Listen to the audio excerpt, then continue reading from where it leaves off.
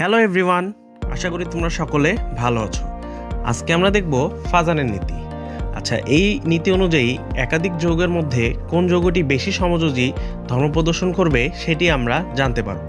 আচ্ছা, এই নীতি অনুযায়ী ক্যাটায়নের আকার যত ক্ষুদ্র হবে সেই যৌগটি তত বেশি সমযোজী ধর্ম প্রদর্শন করবে। তো এই মৌলগুলোর মধ্যে আমরা জানি বেরিলিয়াম সবথেকে ক্ষুদ্র মৌল, এজন্য এই যৌগগুলোর মধ্যে বেরিয়াম ক্লোরাইড সবথেকে বেশি সমযোজী ধর্ম প্রদর্শন করবে। আচ্ছা, অ্যানায়নের আকার যত বড় হবে সেই যৌগটি তত বেশি সমযোজী ধর্ম প্রদর্শন করবে। তো hydrogen iodide, hydrogen bromide, hydrogen chloride এবং হাইড্রোজেন ফ্লোরাইডের মধ্যে আমরা জানি আয়োডিনের আকার বেশি, এজন্য হাইড্রোজেন আয়োডাইড বেশি সমযোজী ধর্ম প্রদর্শন করবে। আচ্ছা, ক্যাটায়ন ও অ্যানায়নের চার্জ যত বাড়বে সেই যৌগটি তত বেশি সমযোজী ধর্ম প্রদর্শন করবে।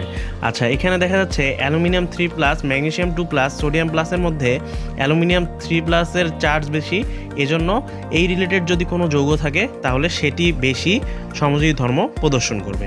আচ্ছা, এবার তোমরাই বলবে ক্যালসিয়াম ফ্লোরাইড এবং ক্যালসিয়াম অক্সাইডের মধ্যে কোন যৌগটি বেশি সমযোজী ধর্ম প্রদর্শন করবে।